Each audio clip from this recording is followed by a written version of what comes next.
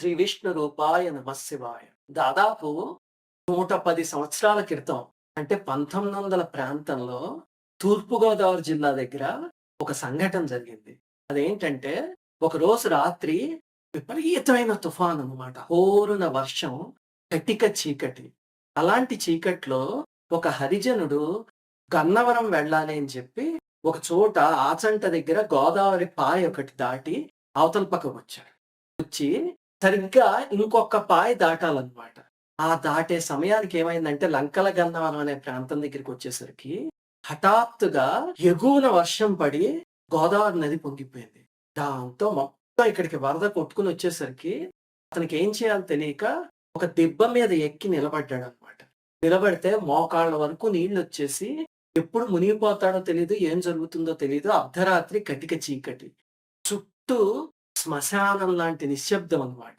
అతనికి ఏం చేయాలో తెలియక పాపం చలిలో వణికిపోతూ, ఆకలితో మాడిపోతూ ఆ దిబ్బ మీద నుంచి "అమ్మా సీతమ్మ తల్లి ఆకలేస్తోంది, అన్నం పెట్టు తల్లి, నిన్ను నమ్ముకొనొచ్చాను. ఇప్పుడిక్కడ వరదలో చిక్కుకుపోయాను" అని గట్టిగా అరిచాడట. అరిస్తే ఆ గట్టుకి యువతల పక్క లంకల గన్నవరం అనే ఊర్లో ఒక మహానుభావురాలు ఒక ఆవిడుంది. ఆవిడ సాక్షాత్తు అన్నపూర్ణాదేవి అంశతో పుట్టినావిడ. ఆవిడ వెంటనే అంత నిద్రపోతున్నది కాస్త చిన్న పిల్లవాడు చూడండి నిద్రలో పాల కోసం ఏడిస్తే తల్లికి వెంటనే మెలుకువ వస్తుంది. అలాగే లేచి కూర్చుని ఎక్కడి నుంచో ఎవరిదో ఆర్తనాదం వినిపిస్తోంది అని చెప్పి తలుపులు తీసుకొని బయటకొచ్చారట. వచ్చేసరికి దూరంగా ఎక్కడో ఆ దిబ్బ మించి అతను అరుస్తున్నాడు. వెంటనే అయ్యో పాపం ఎవరిదో వరదలో చిక్కుకుపోయారు. పదండి రక్షిద్దాం అని చెప్పి ఆహారం అవన్నీ తీసుకొని, కొన్ని రగ్గులు, దుప్పట్లు అవన్నీ తీసుకొని భర్తతో కలిసి బయలుదేరారు. భర్త అన్నారట, "ఇంత అర్ధరాత్రి వేళ ఎక్కడికెళ్తావు? అందులోనూ తుఫాను పైన. ఇక్కడేమో వరద. ఎవరు పడవ కడతారిప్పుడు" అని అడిగారట. "అవన్నీ నాకనవసరం. అక్కడెవరో భోజనం కోసం అల్లాడిపోతున్నారు. ఎట్టి పరిస్థితుల్లోని ఇప్పుడు అతనికి భోజనం పెట్టాల్సిందే. పదండి. మీరు రాకపోతే నేనెళ్ళిపోతాను" అని చెప్పి పడవ దగ్గరికెళ్ళిపోయారు. ఆయన అయ్య బాబోయ్! ఈవిడ మాట విందని చెప్పి పడవ వాళ్ళని తీసుకొచ్చి, వాళ్ళని తీసుకెళ్ళి మొత్తానికి అక్కడికి వెళ్ళి, అతను చలిలో వణికిపోతుంటే అతనికి రగ్గులు అవన్నీ కప్పి, అతను జాగ్రత్తగా చూసి భోజనం పెట్టి, తర్వాత పడవలో ఇంటికి తీసుకొచ్చి, అక్కడ 2 రోజులు ఉంచుకొని అతనికి శుశ్రూష చేసి, అతను తేరుకున్నాక మళ్ళీ తిరిగి పంపించారట. ఎంత ప్రేమ చూడండి. మనం మన ఇంటికి ఎవరైనా వస్తేనే ఒక 2 రోజులుంటే బాబోయ్! ఎప్పుడెళ్తాడా అనుకుంటాం. అలాంటిది అంత వరదల్లో, అంత తుఫాన్‌లో ఆకలి అని ఒక మనిషి అరిస్తే, తన సొంత పిల్లవాడు అరిచినట్టుగా వెళ్లి, కడుపు తడిమి భోజనం పెట్టిందే, ఆ మహాతల్లే డొక్కా సీతమ్మ గారు. మనకి ఈ వీడియో టైటిల్ చూడండి. అన్నదానం నుంచి ఆత్మ సాక్షాత్కారం వరకు అనగానే మనకు అనుమానం వస్తుంది. ఇదేంటండి? అన్నదానం ఎక్కడైనా ఆత్మ సాక్షాత్కారానికి తీసుకెళ్తుంది. ఆత్మ సాక్షాత్కారం అంటే మహా యోగులు రమణ మహర్షి లాంటి వాళ్ళకి సాధ్యమైంది కదా! అన్నదానం నుంచి ఆత్మ సాక్షాత్కారం ఏంటండి అనిపిస్తుంది కదా! ఖచ్చితంగా ఆత్మ సాక్షాత్కారం వరకు వెళ్ళిన మహానుభావురాలండి. ఆదినారాయణుడిని ప్రత్యక్షం చేసుకున్న మహాతల్లి ఆవిడ. ఈ అన్నదానం ఆవిడని అక్కడి దాకా ఎలా తీసుకెళ్ళింది అనేది ఈ వీడియోలో సామాన్యంగా డొక్కా సీతమ్మ గారి గురించి చాలా మందికి తెలుసు కొన్ని కథలు. ఎందుకంటే మన అదృష్టవశాత్తు నేను గూడా స్కూల్‌లో చదువుకునేటప్పుడు 5దో తరగతిలోనో, 6దో తరగతిలోనో డొక్కా సీతమ్మ గారి పాఠం ఉండేది. దానివల్ల కొంచెం తెలుసు కానీ, ఆధ్యాత్మికంగా ఆవిడ ఎలా వెళ్లారు అనేది మనకి తెలీదు. అవి కూడా ఈ వీడియోలో చూద్దాం. ఆవిడ తండ్రి భవానీ శంకరం గారని ఉండేవారనమాట. ఆయన దగ్గర నుంచి వచ్చిందసలు ఈవిడకి అన్నదానం అనే లక్షణం. ఆయన్ని అందరూ బువ్వన్న అని పిలిచేవారు. పేరుతో ఎవరు పిలిచేవారు కాదు.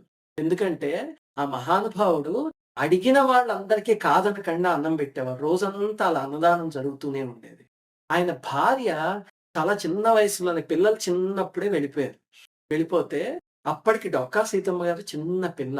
అయినా సరే నాన్నగారికి పక్క నుండి సహాయం చేస్తూ, ఆరో ఏట ఆవిడ వంట చేయడం నేర్చుకున్నట్ట. మన పిల్లలకి చూడండి ఆరో ఏట అన్నం మనం కలిపి నోట్లో పెట్టాలి. లేకపోతే వాళ్ళు తినలేరు.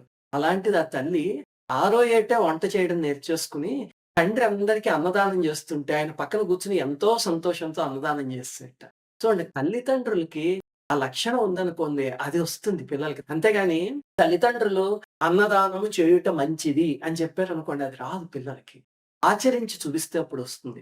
ఇప్పుడు తల్లిదండ్రులు కూర్చొని వాట్సాప్ చూసుకుంటూ, చదువు నువ్వు కూర్చొని" అన్నారనుకోండి, పిల్లలు చదవరు. వాళ్ళు పక్కకెళ్ళగానే ఆ మొబైల్ తీసుకొని వీళ్ళు వాట్సాప్ చూడడం మొదలుపెడతారు. ఇదే తల్లో, తండ్రో పుస్తకం తీసుకొని పక్కన కూర్చొని చదువుకుంటున్నారనుకోండి, అప్పుడు పిల్లలు గూడా పక్కన కూర్చొని చదువుకోవడం వస్తుంది. ఏదైనా మనం ఆచరించి చూపిస్తేనే మన పిల్లలు నేర్చుకుంటారు. అలాగా బువ్వన్న గారు నిరంతరం అన్నదానం చేసేసరికి ఆ తల్లికి కూడా అదొచ్చేసింది. ఒకసారి వాళ్ళ నాన్నగారు ఊరు వెళ్ళినప్పుడు ఒక మహా పండితుడు ఒకాయన వీళ్ళ ఇంటికొస్తారు. వస్తే తండ్రి లేకపోయినా సరే ఆ పిల్ల గబగబా వార్చి వడ్డించేసి అప్పటికి సీతమ్మ గారికి 9 ఏళ్ళో, 10 ఏళ్ళోనో. ఇప్పుడు ఆయనకి సుష్టుగా భోజనం పెడుతుంది. ఆయన చూసి అదిరిపోయి ఇంత చిన్న పిల్లకి ఇంత ఆదరణ చాలా గొప్ప విషయం అని చెప్పి అప్పుడు బువ్వన్న గారొచ్చాక "మీకు అభ్యంతరం లేకపోతే మీ అమ్మాయిని నేను పెళ్లి చేసుకుంటాను. ఇలాంటి స్త్రీమూర్తి అడుగు పెడితే ఆ వంశం మొత్తం పావనమైపోతుంది" అన్నారట. అంటే ఆ పండితుడి గొప్పతనం తెలిసి తండ్రి గారు గూడా సరే తప్పకుండా చేసుకోండి అని తన కూతుర్నిచ్చి చేశారు. ఆయనే జగ్గన్న గారనమాట. ఆయన ఈ లంకల గన్నవరం అని ఒక ఊరుంది. మన విజయవాడ పక్కన ఎయిర్‌పోర్ట్ ఉంది గదా! ఆ గన్నవరం కాదు. ఇక్కడ ఈ తూర్పుగోదావరి జిల్లాలో గోదావరికి వశిష్ట, వైనతేయ అని 2 పాయలున్నాయి. ఆ 2 పాయల మధ్యలో ఉన్న ఐలాండ్‌ని లంకల గన్నవరం అంటారు. ఆ ఊళ్ళో ఉండేవారాయన జగ్గన్న గారు. ఆయన మహా ధనవంతులు, మహా ఉపాసనాపరులు, పండితులు గూడా. ఆయన ఇంటికెళ్లారు సీతమ్మ గారు. వెళ్లి ఇంకా ధనవంతుల కుటుంబం గదా! ఇంకంతే అసలు ఆవిడ చెయ్యక అదుపేముంది.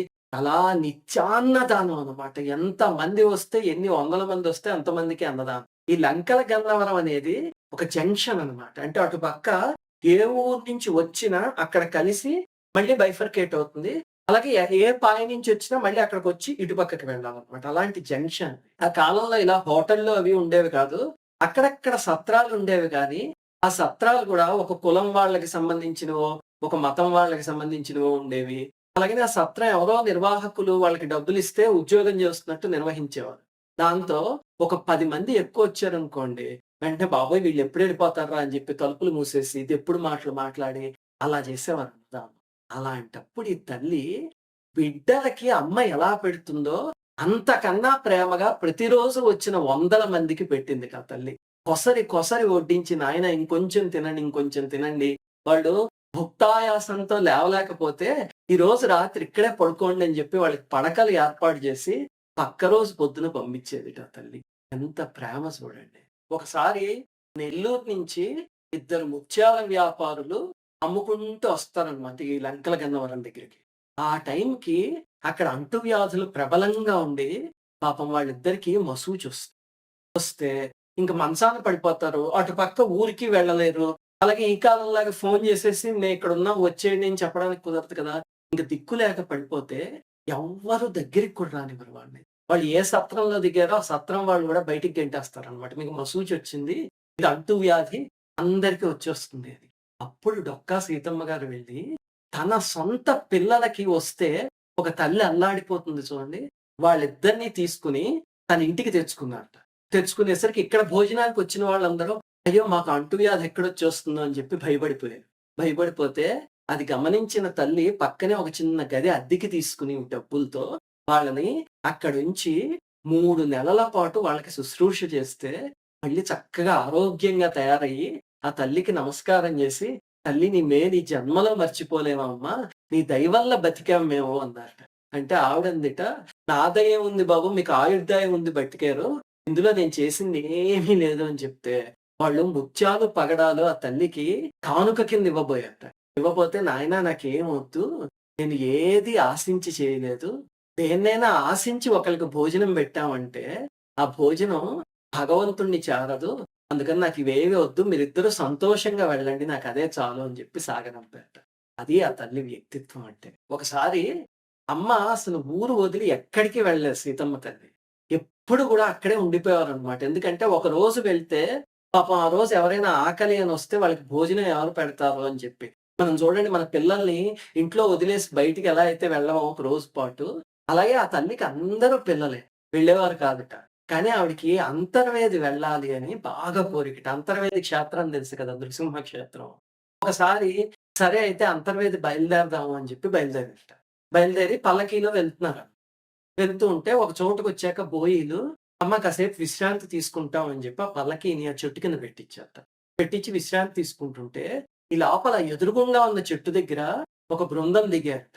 వాళ్ళలో పిల్లలు పాపం ఏడుస్తూ ఉంటే, ఆ తల్లి, తండ్రి చెప్తున్నారట, "నాయన ఆకలికి ఏడవకండి. లంకల గన్నవరం దగ్గరికొచ్చేసింది.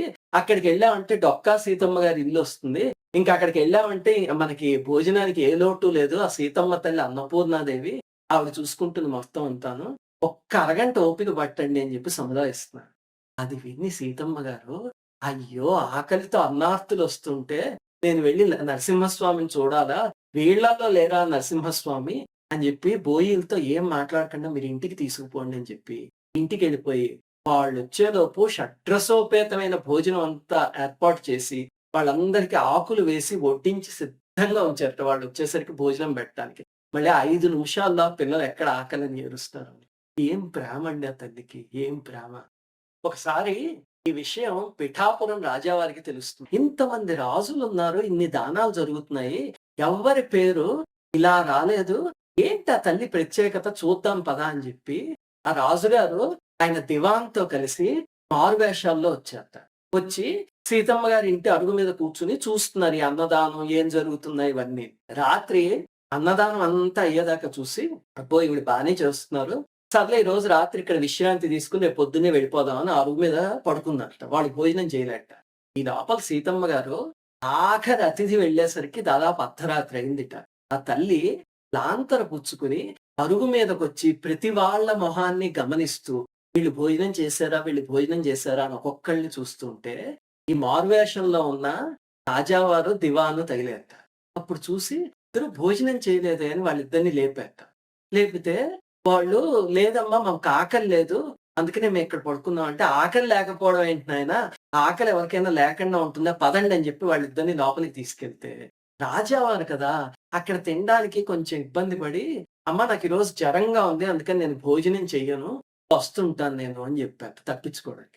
అప్పుడు ఆ తల్లి, నాయనా నీకు జ్వరం ఉంటే పథ్యం భోజనం పెడతాను అని చెప్పి, అప్పటికప్పుడు అర్ధరాత్రి 12:15కి విసుక్కోకుండా పథ్యం భోజనం వండి ఆయనకిను మామూలు విందు భోజనం ఆ దీవానికి ఇద్దరికి పెట్టి, "ఇప్పుడు పడుకోండి నాయనా మీరు.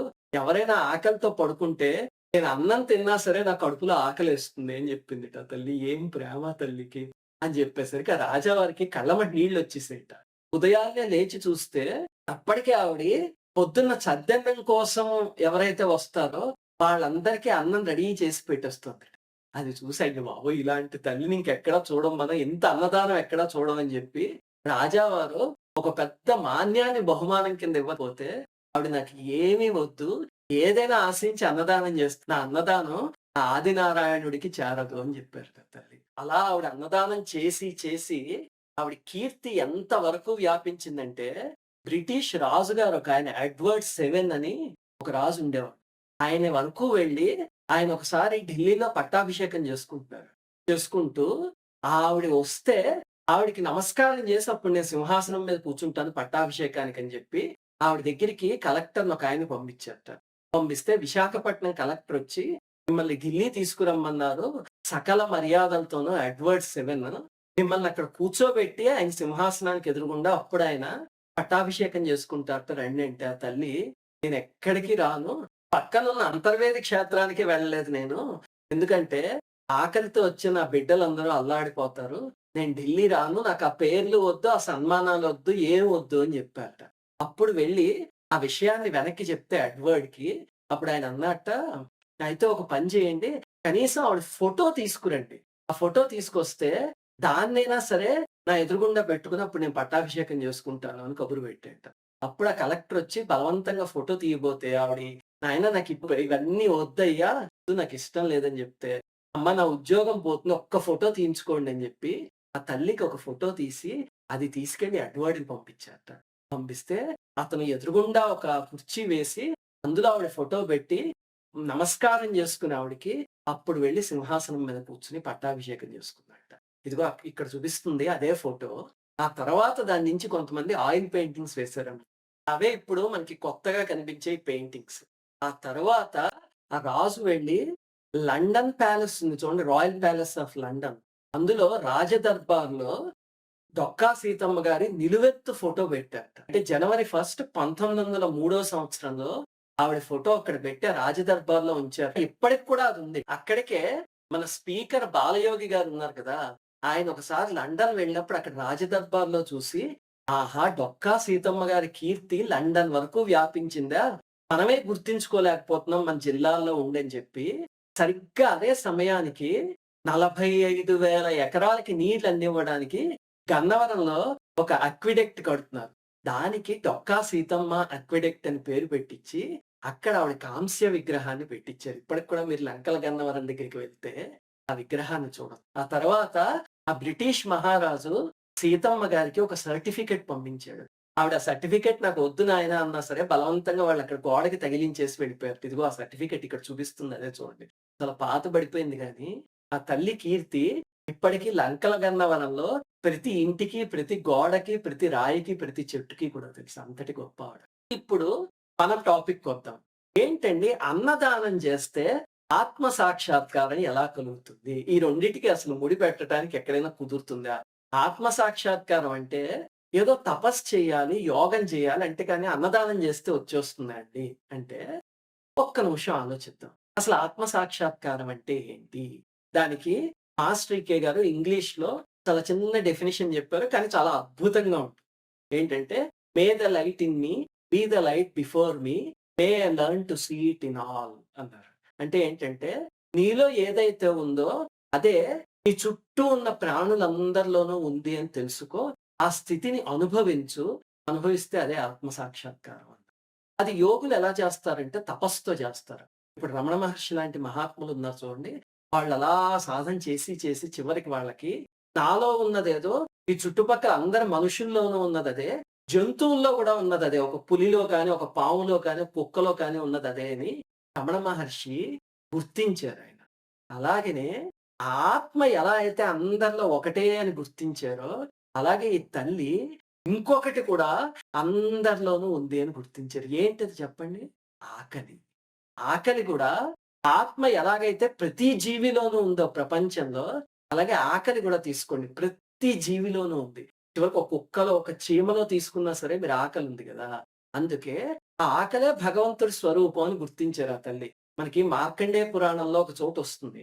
యాదేవి సర్వభూతేషు క్షుధారూపేణ సంస్థిత నమస్తస్యై, నమస్తస్యై, నమస్తస్యై నమో నమః అని. అంటే ఆకలి స్వరూపంలో ప్రతి జీవిలోనూ అంతర్యామిగా ఏ తల్లి ఉందో ఆ తల్లికి నమస్కారం. ఆ తత్వాన్ని పట్టుకుంది ఈ తల్లి. ఆత్మని పట్టుకోవడం మానేసి ఆకలిని పట్టుకుందాం. అది పట్టుకొని ఇంకంతే అలా తరించిపోయింది. అంటే మనకనిపిస్తుంది ఆకలి దైవ స్వరూపం ఏంటి అని. గీతలో భగవంతుడు చెప్పలేదు. అహం వైశ్వానరో భూత్వా ప్రాణినాం దేహమాశ్రితః ప్రాణాపాన సమాయుక్తః పచామ్యన్నం చతుర్విధం. నేను మీ పొట్టలోనే ఒక అగ్ని రూపంలో ఉండి మీరు లోపల పడేసేవన్నీ జీర్ణం చేస్తూ ఉంటా అన్నాడు చూడండి. ఆ అగ్ని ఆకలి. అగ్నిని భగవత్ స్వరూపంగా ప్రతి వాళ్ళలోనూ చూడగలిగింది ఆవిడ. మనకి అనిపిస్తుంది. అదేంటండి అన్నదానం చేసేవాళ్ళు బోలెడు మంది ఉన్నారు. ఇప్పటికి కూడా సత్రాలు పెట్టి బోలెడు మంది దానం చేస్తున్నారు గదా! మరి ఈ విచిత్రం ఏంటి? ఈవిడికి ఆత్మ సాక్షాత్కారం కలగడం ఏంటి అని. కానీ సాధారణంగా చూడండి 95% ఎక్కడ అన్నదానాలు చూసినా సరే అవెప్పుడు ఒక కులానికో, ఒక వర్గానికో, ఒక రాష్ట్రానికో, ఒక మతానికో సంబంధించినవై ఉంటాయి. అంటే ఎవరైనా ఒక అన్నసత్రం పెడితే మా కులం వాళ్ళకి మాత్రమే ఇక్కడ భోజనం పెడతాము అని చెప్పి పెడతారు. అంతే కదా! వేరే కులం వాళ్ళు వెళ్లారనుకోండి, వాళ్ళు కొన్ని ప్రశ్నలడిగి వాళ్ళ కులం వీళ్ళది అవునో కాదో చూసి బయటికి పంపించేస్తారు అంతే. మరి ఈ తల్లి ఎలాంటి అన్నదానం చేసిందంటే కులం, మతం, ప్రాంతం, భాష అంటరానితనం ఆ కాలంలో అంటరానితనం చాలా ఎక్కువ గదా! హరిజనుల్ని వాళ్ళని భోజనానికి పంక్తిలో కూర్చోబెట్టేవారు. అలాగనే ఆ కాలంలో వితంతువుల్ని దగ్గరికి రానిచ్చేవారు కాదు. అంటరాని వాళ్ళు, వితంతువులు ఇలాంటివి సమాజంలో ప్రబలంగా ఉండేవి. ఈ తల్లికి మాత్రం అందరూ పిల్లలే. అందరిని ఒకే పంచెన కూర్చోబెట్టి, అందరికి అదే ప్రేమతో భోజనాలు పెట్టేది. మరి అలా పెట్టింది గాబట్టే, అందరిలో ఉన్న అంతర్యామి ఆవిడకి కనిపిచ్చారు. ఎప్పుడైతే మనం నా కులం, నా మతం అనే గోడొచ్చిందో, అక్కడ కులాన్ని చూసి భోజనం పెడుతున్నావు కానీ నువ్వు, లోపల ఉన్న అంతర్యామిని చూసి పెట్టట్లేదు గదా! మరప్పుడు నారాయణుడికి ఎలా చేరుతుంది? ఈవిడ ఇలా పెట్టారు గాబట్టే, ఆ భోజనం వెళ్లి నారాయణుడికి చేరి, చివరికి నారాయణుడు కూడా సాక్షాత్కరించారు ఆవిడకి. ఇప్పుడు అలాంటి సంఘటనలు నేను చెప్పాను గదా! జగ్గన్న గారిది చాలా డబ్బులున్న కుటుంబం అని. కానీ నిరంతరం ఇలా దానాలు చేసి, చేసి చివరికి ఆయనకున్న ఆస్తంతా దాదాపుగా కరిగిపోయింది. అదే సమయంలో ఏమైంది? ఆ జిల్లాల దగ్గర విపరీతమైన కరువొచ్చి పంటలు పండలేదంట. పండకపోతే వీళ్ళ దగ్గరకొచ్చే ఆదాయం తగ్గిపోయింది. కానీ జనాలు పెరిగిపోయారు. అంతే కదా! కరువొచ్చింది గదా! దాంతో మామూలు వాళ్ళు గూడా ఇంట్లో భోజనం లేదు అని చెప్పి ప్రతిరోజు ఈవిడ ఇంటికొచ్చి తినేవారు. దాంతో ఇంతకు ముందు వందల మంది యాత్రికులొచ్చేది కాస్త ఇప్పుడు వేల మందొచ్చేలాగా అయిపోయిందంట. అయినా సరే ఇంట్లో ఉన్న ప్రతి వస్తువు అమ్మేసి ఆ తల్లి అన్నదానం చేసింది. చేస్తే ఒకసారి ఏమైందంటే, ఒకరోజు మధ్యాహ్నానికి ఇంకా డబ్బులన్నీ అయిపోయాయి. అంటే ఆ రోజు రాత్రి వండి పెట్టడానికి ఇంకేదీ లేదు ఇంట్లో. లేకపోయేసరికి అప్పుడొక బ్రహ్మచారి వచ్చాడు. వచ్చి "అమ్మ ఆకలేస్తుంది భోజనం పెట్టు" అన్నాడు. సరిగ్గా అప్పుడు ఆ తల్లి తన కోసం, తన భర్త కోసం కొంచెం భోజనం తీసి పక్కన పెట్టుకుంది. అందరు అతిథులు వెళ్ళిపోయాక. ఆ తినబోతుంది కాస్త అతనొచ్చాడు గదా! అని ఆ భోజనాన్ని తీసి అతనికి వడ్డించేసిందట. తంతి దేవుడు అలాంటి కథలు కనిపిస్తాయి చూడండి. మహాభారతం, భాగవతం వరకు వెళ్ళక్కర్లేదు. మన తరంలోనే డొక్కా సీతమ్మ గారు ఉన్నారు చూడండి. ఆ బ్రహ్మచారి రాగానే తన కోసం పెట్టుకున్న భోజనాన్ని అతనికి పెట్టేసారట. అతను తినబోతూ ఆగి ఒక్క నిమిషం చూసి, "అమ్మ నేను పెళ్లి చేసుకోవాలనుకుంటున్నాను. కానీ ఆడపెళ్లి వాళ్ళు ఏదో ఒక నగ పెట్టాలన్నారు. ఆ నగ ఎక్కడి నుంచి సంపాదించాలా అని చూస్తున్నాను. ఈ మెడలో ఒక బంగారపు నగ ఉంది గదా! అది నాకిచ్చేస్తే అప్పుడు భోజనం చేస్తాను" అనేసరికి, "సరే నాయనా అయితే తీసుకో" అని చెప్పి ఆ నగ తీసిచ్చేసింట.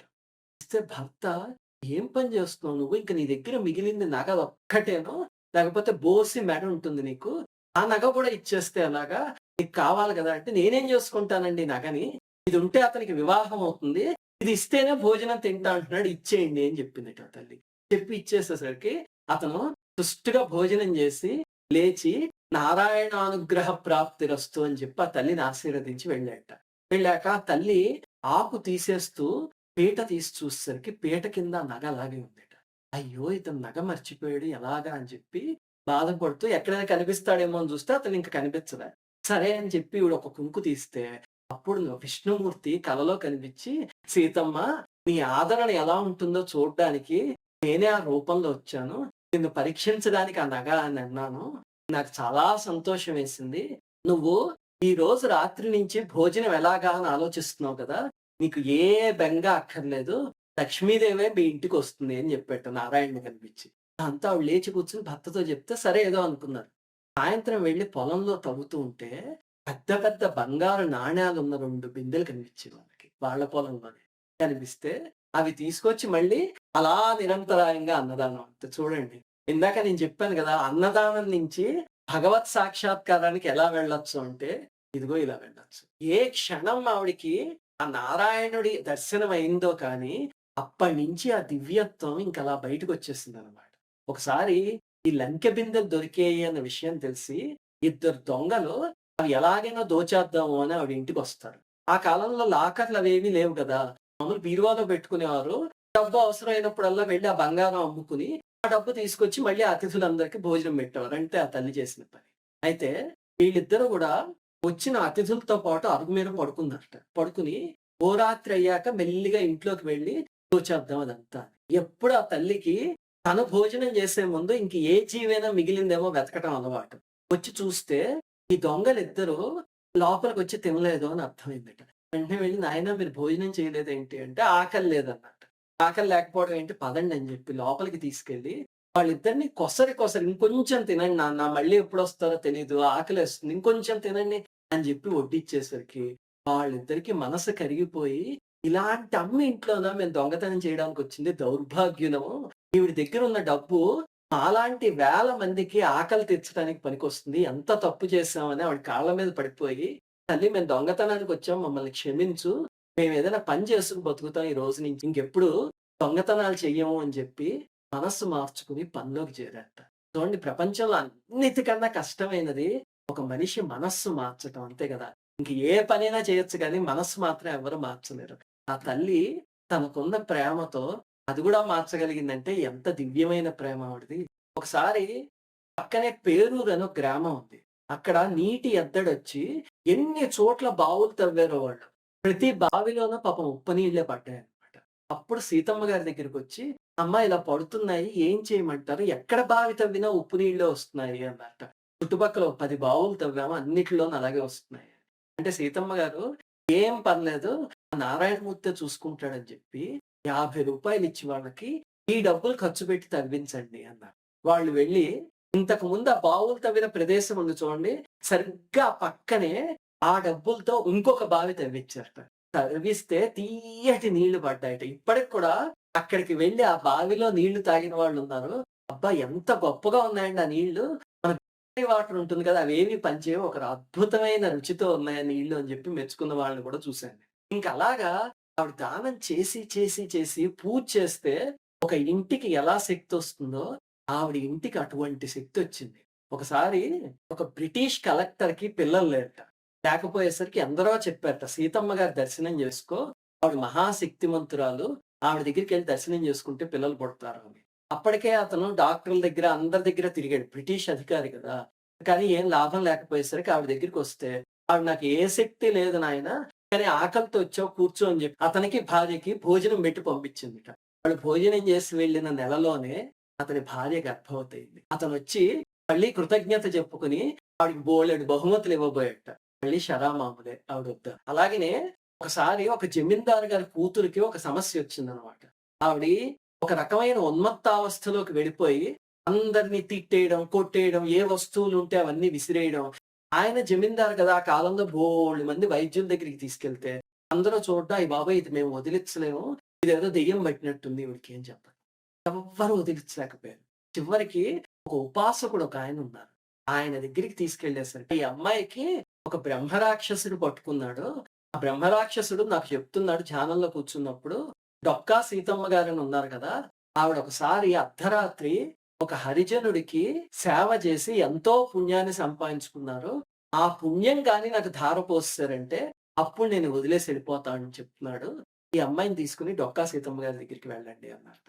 అంత పెద్ద జమీందారు కూతుర్ని తీసుకొని అక్కడికొచ్చేసరికి, అమ్మాయినసలు నలుగురు గూడా పట్టుకోలేకపోతున్నట్ట. ఎవరు పడితే వాళ్ళని కొట్టేయడము, గింజేసుకోవడం. అప్పుడు సీతమ్మ గారికి ఈ విషయం చెప్తే, "అయ్యో! ఆ ఒక్క ఫలితం ఏంటి? కావాలంటే నా ఫలితం మొత్తం ధారపోసేస్తాను. నేను అన్నదానం చేసిందంతా" అని చెప్పి బ్రాహ్మణుడిని పిలిచి మంత్రం చదివిస్తూ ఆ అమ్మాయికి ధార పోస్తారట పుణ్యం. ధార పోసిన మరుక్షణం ఆ అమ్మాయి మామూలుగా అయిపోయి తండ్రితో కలిసి సీతమ్మ గారి ఇంట్లో భోజనం చేసి వెళ్ళిందట. ఎంత శక్తి సంపాదించుకున్నారు చూడండి. ఎవరో ఉపాసన చేస్తే వచ్చే శక్తి, ఆ తల్లి ఏ పూజ చేయలేదు. పొద్దున్నే తెల్లవారగట్లే లేచి ఎవరొస్తారు అని చెప్పి వాళ్ళ కోసం తొందర తొందరగా వండి పెట్టేసేది. అదొక్కటే ఆ తల్లి చేసిన పూజ అంతే. ఇంకేది లేదు. దానికే ఈశ్వరుడు పొంగిపోయి ఏ స్థాయి ఇచ్చాడో చూడండి ఆ తల్లికి. ఆవిడ 1908లో ఆవిడకి చేతికి ఒక రాచపుండొచ్చింది. వచ్చి ఎంతో బాధపడ్డారట ఆ తల్లి. కానీ ఒంటి చేత్తోనే మళ్ళీ వంట చేసేవారట. ఈ దానాలన్నీ చేసేవారట. ఆవిడని అడిగేవారట అందరూ, "అమ్మా నువ్వు ఇంత పుణ్యం చేస్తున్నావు కదా! నీకు ఈ రాచపుండు రావడం ఏంటి" అని. అంటే ఆవిడ అనేదిట, "ఈ అకౌంట్ వేరే, అది వేరే. ఏదో జన్మలో ఏదో పాపం చేసుంటాను. ఇదొచ్చింది. దీన్ని తగ్గించుకోకుండా, మందులేసుకోకుండా అనుభవించేస్తే గనక ఈ పాపం పోతుంది. అందుకని దీన్ని అనుభవించేస్తాను. ఆ రకంగా వచ్చే జన్మలో మళ్ళీ దానం చేసే కుటుంబంలో పుట్టగలిగితే చాలు" అని చెప్పిందిట. చూడండి ఆ తల్లి దాన గుణం ఏంటో. అలాగా ఆ తల్లి ఒక సంవత్సరం పాటు బాధపడ్డాక 1909 ఏప్రిల్ 28వ తారీఖు ఆ తల్లికి అప్పటికి 68 సంవత్సరాలనమాట. అప్పుడు పిల్లలందరిని దగ్గరికి పిలిచి, "ఇంక నేను వచ్చిన సమయం అయిపోయింది. నేను వెళ్ళిపోవాలి. కానీ ఒక్క మాట మాత్రం నాకివ్వండి. ఈ ఇంటికి ఎప్పుడైనా అతిథి అనేవాడు ఆకలితో వస్తే గనక మీరు ఎప్పుడు పంపించకండి. అతిథులందరినీ సేవిస్తూనే ఉండండి" అని చెప్పి మాట తీసుకొని ఆ తల్లి వెళ్ళిపోయిందిట. ఆవిడ వెళ్ళిపోతున్నప్పుడు ఒక విచిత్రం జరిగింది చూడండి. దగ్గరలో ఇందుపల్లి అని ఒక ఊరుందనమాట. అక్కడ ఒక కార్యక్రమం జరుగుతుంటే ఒక మహా ఉపాసకులు ఒకాయన ఆ కార్యక్రమంలో కూర్చొని చూస్తున్నారట. వీళ్ళందరూ చూస్తూ ఉండగా హఠాత్తుగా ఆకాశంలోంచి ఒక వెలుగు బంతి లాంటిదొకటి ఇలా వెళ్ళిపోయిందిట ఆ క్షణం. వెళ్ళిపోతే ఆ ఉపాసకులు అది చూసి ఒక్కసారి కళ్ళు మూసుకొని, ఆహా! ఎవరో మహాపురుషులు ఇక్కడ దేహాన్ని వదిలేసారు. వాళ్ళ శక్తి అంతర్యామిలో కలిసిపోవడానికి వెళ్ళిపోయింది. ఇంక మళ్ళీ వెనక్కి రాదు. సాయుధ్యానికి ఏకంగాను అని చెప్పి, ఆ జరిగిన కాసేపటికి సీతమ్మ గారి దేహం వదిలేసారు అన్న వార్త అక్కడంతా వచ్చిందనమాట. చూడండి మనకి రమణ మహర్షి కథ తీసి చదివితే, రమణ మహర్షి దేహం వదిలేసాక ఒక వెలుగు ముద్ద వచ్చి అరుణాచలం కొండల్లోకి వెళ్ళిపోయింది అని రమణ మహర్షి చరిత్రలో ఉంది చూసారా? ఆ స్థాయికి వెళ్ళిపోయారు సీతమ్మ గారు. మహాతల్లి. ఆవిడకి ఏదో ఒక జన్మలో ఏదో ఒక చిన్న కర్మ ఉండిపోయింది. భగవంతుడు దాన్ని ఆ కురుపు కింద తీసుకొచ్చి ఆ కొంచెం క్లియర్ ఆఫ్ చేసేసి ఏకంగా సాయుధ్యం ఇచ్చేసాడు ఆ తల్లికి. ఇప్పటికి కూడా ఆ తల్లి నివసించిన ఇల్లు లంకల గన్నవరంలో ఉంది. లంకల గన్నవరంలో రాజగోపాల స్వామి గుడి ఉంది. ఆ రాజగోపాల స్వామి వాళ్ళ ఇలవేల్పు అన్నమాట. ఆ గుడి పక్కనే ఆవిడ ఇల్లు ఉంది. ఇదిగో ఈ బొమ్మలో చూపిస్తుంది. అక్కడ ఆవిడ ఉపయోగించిన అల్మరా, ఇంకా ఆవిడ చెక్క కుర్చీ అవన్నీ ఇప్పటికీ ఉన్నాయన్నమాట. అది మీలో ఎవ్వరికి కుదిరినా సరే లంకల గన్నవరం వెళ్ళి ఒక్కసారి ఆవిడ ఇంటికి వెళ్ళి అక్కడ 5 నిమిషాలైనా గడపండి. ఎందుకంటే అది సామాన్యమైన ఇల్లు కాదు. అన్నపూర్ణాలైనది. మనకి కాశీఖండంలో ఎక్కడో వస్తుంది చూడండి. ఈ వ్యాసుడికి శాపం వచ్చాక అక్కడ అంటారు. విశ్వనాథుడి ఒక అంశ ఇక్కడ దక్షిణ భారతదేశంలో ద్రాక్షారామానికి వచ్చి అక్కడ ఉంది అని చెప్పి కాశీఖండంలో చెప్తారు. వ్యాసుడు ప్రతిరోజు సూక్ష్మ శరీరంతో వచ్చి ద్రాక్షారామంలో విశ్వనాథుడిని దర్శనం చేసుకుంటూ ఉంటాడు అని చెప్తారు మరి కాశీఖండంలో. అలాగైతే మరి విశ్వనాథుడు వస్తే అన్నపూర్ణాదేవి అంశ రాదా చెప్పండి? ఆ అన్నపూర్ణాదేవి అంశతో వచ్చిన ఆవిడే మన డొక్కా సీతమ్మ గారు. అందుకని ఆవిడ అన్నదానం చేసిన ఇల్లు సాక్షాత్తు వారణాసిలో అన్నపూర్ణాదేవి ఆలయం ఎలాంటిదో అలాంటి ఇల్లు. అందుకని అక్కడికి వెళ్ళండి. వెళ్ళి వీలుంటే భిక్షాందేహి కృపావలంబనకరి మాతాన్నపూర్ణేశ్వరి అని ఒకసారి అన్నపూర్ణాష్టకం చదువుకుని ఆ ఇంట్లో కూర్చోండి. అలా కూర్చుంటే మన జీవితంలో ఒకవేళ ఏమైనా దరిద్రాలు ఉన్నా సరే అవన్నీ వదిలిపోయి ఎంతో ఆనందమయంగా గడుస్తుంది మన జీవితం. తప్పకుండా వెళ్ళి ఆ తల్లి నివసించిన ఇల్లుని దర్శనం చేసుకోండి. శ్రీమాత్రే నమః. ఆగండి ఆగండి, ఈ వీడియోని అప్పుడే క్లోజ్ చేయొద్దు. ఈ వీడియో కనుక మీకు నచ్చినట్టయితే ఇలాంటి మరిన్ని వీడియోస్ చూడాలనుకుంటే మా ఛానల్ కి సబ్స్క్రైబ్ చేయండి. కింద ఉన్న సబ్స్క్రైబ్ బటన్ పైన క్లిక్ చేయండి. మేము చేసే కొత్త వీడియోస్ గురించి మీకు తొందరగా తెలుస్తుంది. Thank you. అందరికీ నమస్కారం. మన ఆధ్యాత్మిక వీడియోల్ని 3 ఛానల్స్గా విభజించాం. 3 ఛానల్స్కి సబ్స్క్రైబ్ చేసుకొని పక్కనే ఉన్న బెల్ ఐకాన్ని క్లిక్ చేయండి.